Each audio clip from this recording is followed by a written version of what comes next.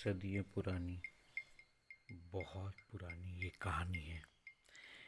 एक घने जंगल के बीचों बीच से होते हुए एक जादुई दुनिया में, जहाँ की न कभी दिन होता था न कभी रात होती थी, वह जगह स्वर्ग से कम नहीं, हमेशा सितारे टिमटिमाते और बहुत सुहानी प्रकृति की हवा वहाँ बहती थी।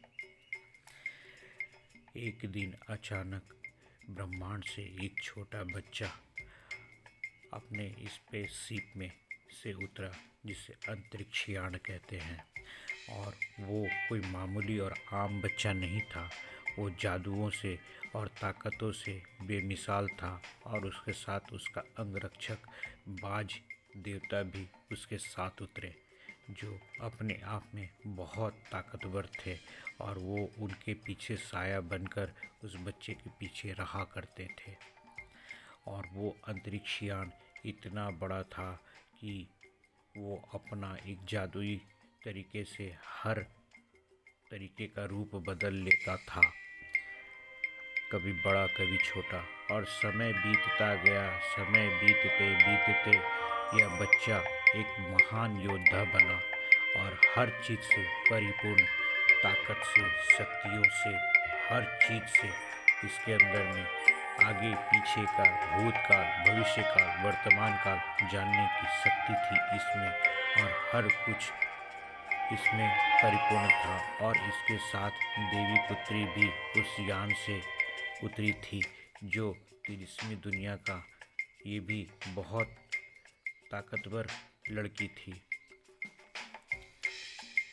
ये जासूसी में नंबर 1 थी, और उस शैतान का पीछा करते करते पता लगा ली कि आखिर ये शैतान का है। और शैतान भी अपना धरती पे राज करने का, ब्रह्मांड पे राज करने का सपना और ख्वाब को संजोता रहता, और इस योद्धा को ढूंढकर मारने के लिए रात दिन घूमता रहता।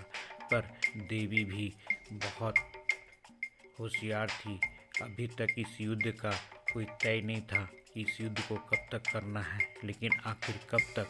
एक समय तो आता ही जब युद्ध की तैयारी करनी पड़ती।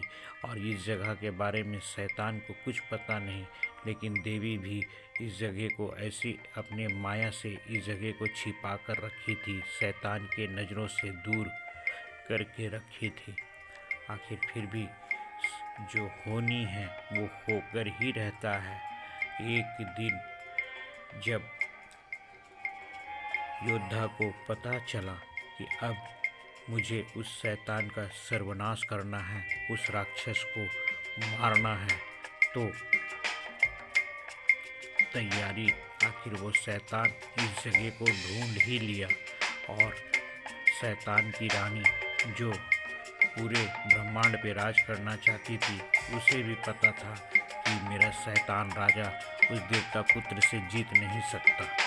फिर भी उसे जो सत्ता का, जो राज्य का लालच था, उसे बर्बाद कर डाला। आखिर एक दिन ये देवता के राजा उस योद्धा को इतना वरदान देकर उसे और शक्तियाँ दे दी। फिर अंत में उसे एक दिव्य तलवार दिए उस शैतान को मारने के लिए। और फिर शैतान को मारने के लिए ये योद्धा पूरी तरह से तैयार हो गया। और एक दिन शैतान और देवता पुत्र के बीच में आमना सामनी हुई, और बहुत बड़ा झगड़ा हुआ। इंसानी रूप को लेते लेते बिजलियों का रूप ले लिए ये लोग। और ये बहुत घमासान युद्ध, बहुत घमासान लड़ाई, बहुत काफ़ी देर तक चला। शैतान ने अपना विकराल रूप धारण कर लिया, और लास्ट में, अंत में शैतान को हरा दिया, मार डाला उस देवता पुत्र ने। और देवता पुत्र ने जैसे ही मारा, उस पर देवताओं का बिजलियों से कहर बरसने लगा। उसे मारने की किसी में ताकत नहीं थी, पर इस योद्धा उसे मार गिराया और अपने घर वापस